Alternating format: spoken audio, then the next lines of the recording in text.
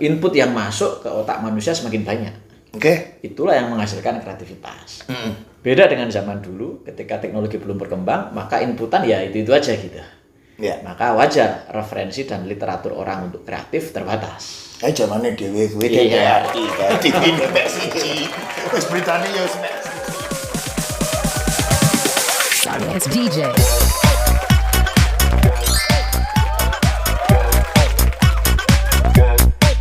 Oke, jumpa lagi bersama dengan saya Pak Ocan dan bersama dengan sahabat saya Askan Setiabudi. Iya, Mas Askan. Ini langsung aja. Ini menarik sekali. Data yang saya terima di sini adalah tahun 2020. Sudah ada 75,49 juta atau 27,94% generasi yang disebut milenial di Indonesia. Oke.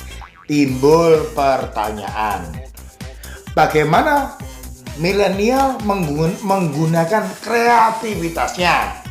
Oke, silakan. Nah, generasi ini lahir di saat teknologi semakin menarik, teknologi semakin berkembang. Kita nggak bisa pungkiri dengan teknologi yang semakin berkembang, input yang masuk ke otak manusia semakin banyak. Itulah yang menghasilkan kreativitas. Beda dengan zaman dulu, ketika teknologi belum berkembang, maka inputan ya itu aja gitu. Maka wajar referensi dan literatur orang untuk kreatif terbatas. Zamannya dhewe kuwi TVRI kan, TV nek siji. Wis beritane ya wis mek siji. Ya kan? Jadi lagu-lagunya cuma itu. Wis lagune ngenteni ane karya Sapari. Oke, generasi milenial. Nggak bisa dipungkiri bahwa kenapa generasi sekarang lebih kreatif karena input yang mereka dapatkan sangat variatif. Bahkan mereka bisa dapat 24 jam input kalau mereka nggak tidur. Dan itu berbeda-beda dari berbagai negara. Yang mana dulu zaman generasi X gitu kan, generasi yang lahir tahun 66-an ya 66 sampai tahun 76-an itu tidak banyak input-input itu. Nah, makanya ini plus minus. Plus minusnya apa? Selain inputan yang banyak ini kan macam-macam isinya.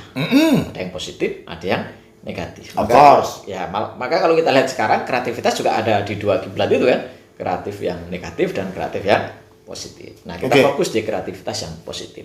Nah, dengan inputan yang sekian banyak, sebenarnya tinggal kita main coaching kalau zaman sekarang, Pak. Beda dengan dulu zaman bapak kita mungkin otoriter bisa untuk menjadikan anak itu berproduksi. Tapi untuk generasi milenial, kenapa kemudian tidak pas dengan teori otoriter? One direct dari orang tua, dari guru, dari senior ke mereka, karena literatur di mereka begitu banyak. Maka kalau dalam pendekatan ilmu coaching adalah lebih baik mereka kita ajak ngobrol. Semakin kita ajak ngobrol, mereka semakin liar tuh ide-idenya. Nah, tinggal kita arahkan. Yang itu kira-kira menghasilkan yang halal, yang etis, tapi penuh dengan kreativitas. Kalau yang ini generasi yang mendengarkan ini adalah yang sudah punya anak. Artinya anak yang lahir procot, lahir jebret, itu langsung digital. Termasuk anak-anak kita ya. Bagaimana coach itu? Jadi treatmentnya itu loh. Jadi yang jelas izinkan aja mereka menyerap semua informasi, tentunya dibatas-batasi yang kira-kira sesuai dengan agama dan etika. Nah, semakin banyaknya informasi. Nah, tinggal kita arahkan. Nah, mengarahkannya jangan didikte. Kenapa? Karena nggak bisa dipungkiri anak sekarang kreatif karena inputannya banyak. Kan inti kreativitas adalah tergantung inputan. Semakin banyak inputan yang mereka serap, itu otak pasti kreatif. Berarti prinsipnya prinsip gigolo, garbage in, garbage out, low output ya Bos ya? Kurang lebih seperti itu ya? Jadi tinggal kita pandu, kita arahkan. Generasi sekarang nggak bisa didikte, tapi kita coaching namanya. Kita ajak ngobrol, kesetaraan. Mau apa, kita arahkan bertahap. Ya sekali lagi contoh misalnya anak saya, kita lihat satunya pinter game, ya saya arahkan bagaimana game ini bisa menghasilkan uang misalnya gitu. Nah, itu menarik. Ya kan? Satunya suka desain, bagaimana dari desain dan edit. Itu saya arahkan bagaimana desain dan editmu bisa menghasilkan uang. Anaknya lagi hobi game apa? PUBG pasti. Salah satunya Mobile Legends salah satunya, ya kan? Nah, itu doktrin saya begitu. Kita nggak larang kamu main game, tapi jangan matikan mimpinya ya. Tapi cobalah bagaimana itu bisa menghasilkan uang. Kenapa? Karena salah satu yang nanti berharga buat hidup kita adalah bukan kuliah di mana, bukan kita S1, S2, S3, bukan. Tapi kita mampu nggak menghasilkan uang dari kemampuan yang kita punya, begitu. Percuma setinggi apapun pendidikan kita kalau kemudian kita nggak kreatif, kita nggak bisa menghasilkan uang dari ilmu kita, gitu. Berarti kita hanya punya ilmu tapi nggak mampu mengejawantahkan sesuatu yang dibutuhkan market. Suwi ya, ora krungu kata-kata mengejawantahkan nih. Ya kan? Ya intinya jadinya jadi generasi wacana. Wacana toh. Nah, jadi intinya begitu. Jadi kita harus rangsang mulai sekarang bahwa mereka kreativitasnya nggak salah, tinggal yuk tetap dalam koridor yang etis, yang agamis, sehingga bisa menghasilkan karya-karya yang bukan hanya bermanfaat buat ekonomi mereka ke depan, tapi juga bermanfaat buat kemanusiaan, begitu.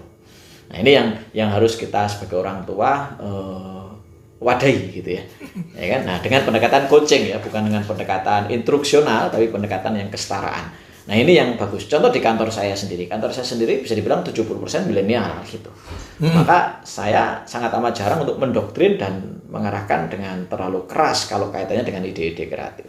Justru kita akan banyak nanya, kita akan banyak diskusi, maunya gimana, kenapa begitu, apa yang boleh, apa yang tidak. Dan biasanya mereka dengan cara itu lebih maksimal karena mereka punya banyak sekali referensi yang kadang kita belum tentu dapat, gitu. Kita belum tentu dapat karena mungkin beda usia, gitu kan, beda literatur dan sebagainya. Nah, ini yang perlu saya sampaikan kepada adik-adik yang masih milenial. Teruskan saja kreativitasmu, tapi tetap jaga etika, sesuaikan dengan kaidah agama, dan terus berkarya. Yang penting jangan hanya habiskan gadget untuk menghabiskan kuota, gitu. Ya kan? Coach, saya punya pertanyaan yang menggelitik. Ya. Sederhana sebetulnya. Karena Anda dan saya kurang lebih ya seumuran. Jadi pasti Anda ngalami juga. Saya juga ngalami. Yaitu kondisi ketika kita ngobrol dengan anak milenial yang harus diajak ngomong. Kalau zaman dulu ini feodalisme ya. Zaman bapak-bapak dhewe sih otoriter kae. Ndelok ora, nggih Pak.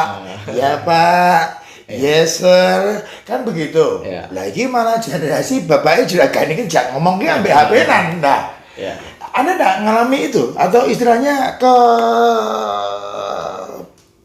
jarak usia ya dalam artian itu triknya bagaimana itu? Jadi biasanya kita bilang kita ngobrol sebentar ya, 5 menit, 10 menit, ada waktu yang kita sebutkan. Oke. Nah, ini menarik nih. Saya harus belajar dengan Anda nih. Kita sepakati bahwa dulu sama-sama ada waktu. Sama-sama nggak megang HP. Tapi jangan bilang lama-lama. 5 menit, 10 menit. Nah, sehingga kita pun belajar efektif, meeting efektif, bicara efektif, gitu kan. Output apa yang akan kita bicarakan. Jadi karena mereka sudah terbiasa dengan megang gadget, gitu. Jadi kita kasih waktu. Oke, 10 menit kita sama-sama taruh HP, kita sama-sama off-kan, kita ngobrol ya. Gitu ya. Saya harus sinau nih, saya belajar nih. Kalau ada sesuatu yang perlu ditulis karena otak kita terbatas, gitu kan. Biasanya dewe ya generasi gini, guys. Tulis kan gitu ya. Gitu, jadi dan begitu selesai kita komit nih, sudah 10 menit tapi masih butuh nih 5 menit lagi, boleh enggak? Gitu. Sehingga kita ada. Gila, Anda ini humble banget nih. Boleh ya tambah extra time ya, Tandu ya. Kayak bal-balan aja. Oke. Karena mereka merasa bahwa waktu mereka untuk megang gadget itu penting, sudah kita hargai, gitu. Kita hargai. Jadi 10 menit 10 menit gitu, 15 menit 15 menit. Perkara kemudian mereka tertarik dan memperpanjang waktu, ya itu berarti bonus, menarik, gitu kan. Bonusnya kita bicarakan menarik.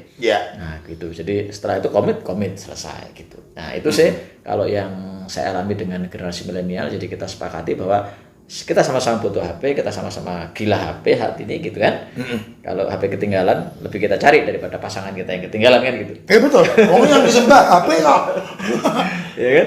Nah, anak kita juga terbawa kan nyontoh orang tuanya kayak, oke, kita hargai. Tapi pas saat kita mau bicara sesuatu, kita taruh HP, kita ngobrol. Sampai selesai, oke, baru silakan dilanjut. Dan lagi-lagi salah satu kelemahan generasi milenial adalah nggak fokus. Multi talent dan nggak fokus. Multi talent, iso kabeh. Iya. All round. Ya, dan tapi nggak fokus. Kemudian kita harus ajari untuk fokus. Contoh misalnya ketika anak kita belajar, itu kan belajar sambil HP ya. Kalau boleh jujur, secara psikologi itu pasti nggak fokus. pasti nggak fokus. Oh iya sih, Ya kan? Anda S2-nya di psikologi ya? Iya. Kita tinggal bilang, coba setengah jam aja atau 15 menit belajar tanpa megang HP, nanti dirasakan hasilnya kayak apa. Nah begitu mereka merasakan, oh iya ya gitu. Anak saya yang pertama kadang HP-nya dititipkan ke Kodimat itu yang bantu di rumah. Iya. Karena kalau dia pegang pasti dia tergoda untuk scroll. Jadi pas dia belajar, ya pas dia pengen serius, HP-nya dititipkan ke orang lain dan dia belajar. Nah gitu, dan betul-betul lebih maksimal gitu. Karena kalau HP ditaruh di samping tergoda kan itu. Nah seperti itu contoh kita ngajarin milenial untuk fokus, gitu Pak. Oke. Terakhir Gus, Ya. itu adalah tipsnya supaya bisa kreatif. Nah, Selain masalah inputan tadi, satu saya sudah dapat ya. ya. Jadi pertanyaan-pertanyaan yang menjadikan mereka ini namanya open question, bukan close question. Kalau close question itu gini, ya, close question itu ini, kamu mau masuk UI atau UGM itu close question. Tapi kalau open question adalah kamu mau kuliah di mana. Oke. Itu memacu kreativitas. Oke. Kamu mau nurut ayah atau ibu, itu close question. Kira-kira kamu nanti mau nurut siapa? Itu open question. Jadi cara kita bertanya itu memacu kreativitas atau tidak, gitu ya. Termasuk sikap kita. Kalau kita selalu otoriter, pasti nggak kreatif anak kita. Tapi kalau kita, misalnya anak saya nomor 4, selalu bertanya, ayah, adik mau buat apa? Nah, kita tinggal tanya, kita tinggal milih dia mau kreatif atau mau enggak. Kalau mau nggak kreatif, kita tinggal arahkan buat rumah, pasti dia nggak kreatif nantinya. Tapi kalau kita tanya, adik mau buat apa? Yang kira-kira adik senang dan bangga. Nah itu pasti kreatif ya. Kalau nggak percaya ini loh. Coba, ayo Coach Askan gitu. Coba gambarkan sawah. Engkau lah template, Ya. gunungnya 2, terus ada seret. Habis kita dari dulu ya cuma orang se-Indonesia mungkin gambarnya kalau gambar sawah ya ada gunung 2 begini. Ya, di pelatihan saya begitu Pak. Saya suruh gambar bebek ya bebeknya kayak angka 2. Saya suruh gambar pohon ya gini. Saya suruh gambar rumah masa lalu. Rumah masa lalu kan? apa gue mas? Rumah masa lalu segitiga gini kan? Yang ada jendelanya, ada pintunya itu. Oh, jadi tidak ada rumah tingkat. Kalau orang suruh gambar rumah, jarang yang gambar rumah tingkat. Jarang yang gambar rumah mewah, Pak. Rumah sederhana, rumah desa itu. Itu sudah bertahun-tahun. Gitu. Gambar pemandangan seperti yang Bapak bilang juga gitu, 2 gunung, padahal pemandangan banyak gitu. Nah, itulah template. Nah, anak sekarang jauh lebih kreatif. Nah, supaya mereka tetap kreatif, sebagai orang tua kita minimalisir otoriter kita. Kalau mau punya generasi muda, anak-anak yang kreatif. Sekali lagi selama nggak melanggar agama dan etika, harusnya kita bebaskan mereka. Wow, oke, thank you Coach sudah mampir di Pacar Podcast. Mantap selalu Coach, sehat, sukses.